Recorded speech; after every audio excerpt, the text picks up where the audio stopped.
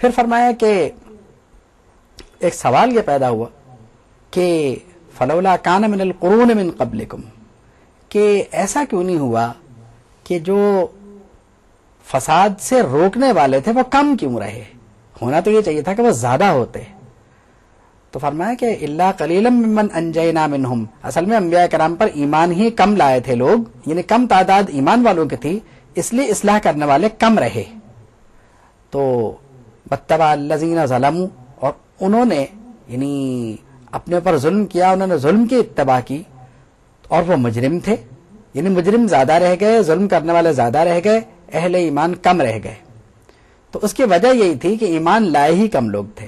پھر فرمایا وما کان ربک مہلک القری، آپ کا پروردگار کسی بستی کو ہلاک نہیں کرتا، اور ظلم کر کے ہلاک نہیں کرتا، اور خاص کر اس صورت میں تو بالکل بھی نہیں جب تک کہ وہاں کے رہنے والے بالکل ٹھیک ہوں. اگر وہاں کے رہنے والے درست ہوں تو ہم انہیں ہلاک نہیں کرتے.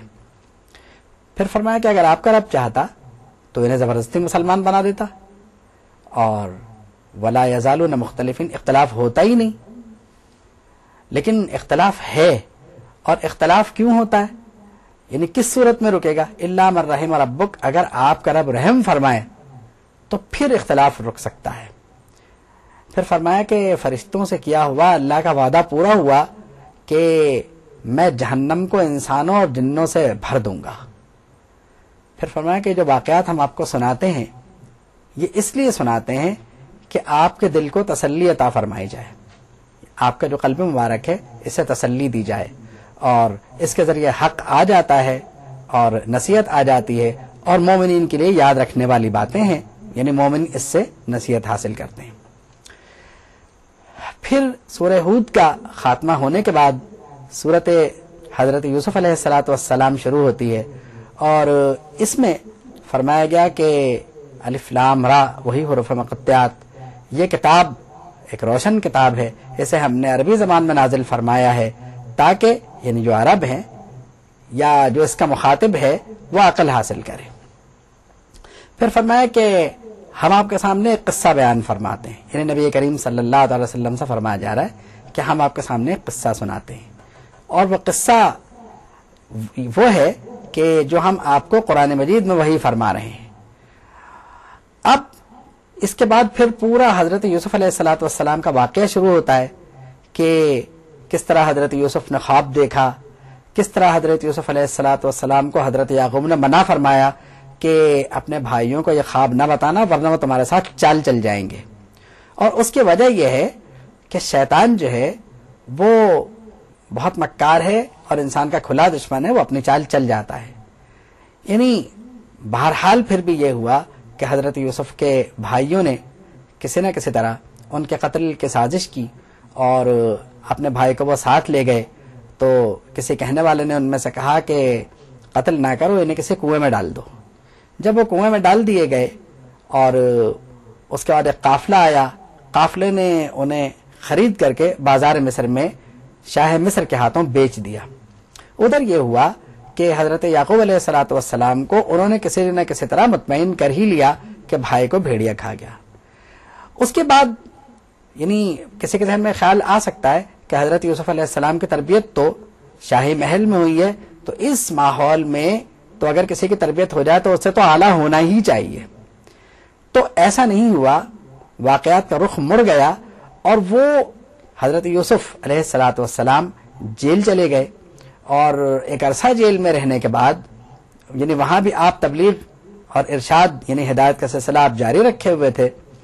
اور تعویل الاحادیث، جس طرح حضرت یعقوب نے انہیں اس خواب کی تعبیر دی تھی کہ اللہ تمہیں جو ہے وہ خواب کی تعبیر سکھائے گا، قرآن مجید میں بھی یہ ہے کہ وہاں تو وہ یعنی اس کے یہاں تو گئے بادشاہ کے یہاں، لیکن اس طرح اللہ نے یہ انتظام فرمایا کہ انہیں خواب کی تعبیر اور زمین میں سلطنت عطا فرمائی جائے. لیکن یہ سب کچھ انہوں نے شاہی محل میں رہ کے حاصل نہیں کیا، یہ سارے معاملات ان کے ساتھ جیل میں پیش آئے کہ وہ کسی نہ کسی طرح بادشاہ کے دو مصاحبین جو تھے جو جیل میں ان کے ساتھ تھے، ان کے خوابوں کی تعبیر دینے کے بعد جب وہ تعبیر سچ ثابت ہوئی تو ایک موقع پر بادشاہ نے خواب دیکھا. اب جب بادشاہ نے خواب دیکھا تو انہوں نے یہ سوچا کہ اب کس سے تعبیر لی جائے. تو اس کو یاد آ گیا جو حضرت یوسف کے ساتھ جیل میں قید تھا کہ میں جیل میں حضرت یوسف کو چھوڑ آیا ہوں. بادشاہ سے اس نے کہا کہ جیل میں یوسف ہیں, انہیں خواب کی تعبیر دینا بہت اچھی آتی ہے. بادشاہ نے کچھ پوچھے بغیر ان کو بلوایا اور حضرت یوسف سے اپنے خواب کی, بلکہ بلایا نہیں, یہ جیل میں گیا, جا کے تعبیر پوچھ کے آیا. اس کے بعد جب خواب کی تعبیر کا بادشاہ کو علم ہو گیا تو اس نے حضرت یوسف کی رہائی کا حکم فرمایا. لیکن حضرت یوسف نے یہ فرمایا کہ نہیں, جس سلسلے میں مجھے جیل بھیجا گیا تھا پہلے اس واقعے کی تحقیق کی جائے اور اگر میں سچا ہوں تو پھر مجھے رہا کیا جائے. تو واقعے کی تحقیق ہوئی, حضرت یوسف سچ نکلے اور حضرت یوسف کے سچ نکلنے کے بعد, یعنی جب حضرت یوسف کے بارے میں ثابت ہو گیا کہ یہ سچے ہیں, تو ان کے رہائی کا حکم جاری ہوا. اور پھر حضرت یوسف نے فرمایا کہ یہ میں نے اس لیے پوچھوا لیا تھا انی لم اخنہ بالغیب, کہ میں خائن نہیں ہوں, میں نے خیانت نہیں کی ہے, اور میں اس بات کو بہت اچھی طرح جانتا ہوں کہ اللہ خیانت کرنے والوں سے محبت نہیں کرتا اور نہ ہی یعنی ایسے مکاروں کو ہدایت دیا کرتا ہے.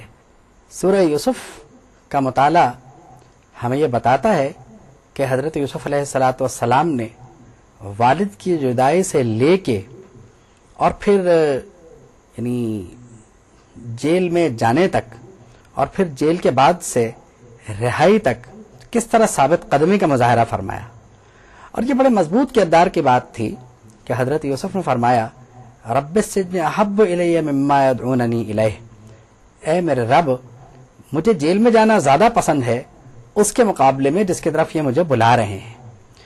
تو سورہ یوسف کا مطالعہ مسلمانوں کے لیے انتہائی اہم ہے, کیونکہ زندگی کا ہر شعبہ, تعبیر خواب, میدان سیاست, یہ سب کا سب اس میں آ جاتا ہے اور ہمیں اس صورت سے بہت سبق ملتا ہے. وآخر دعوانا ان الحمد للہ رب العالمین.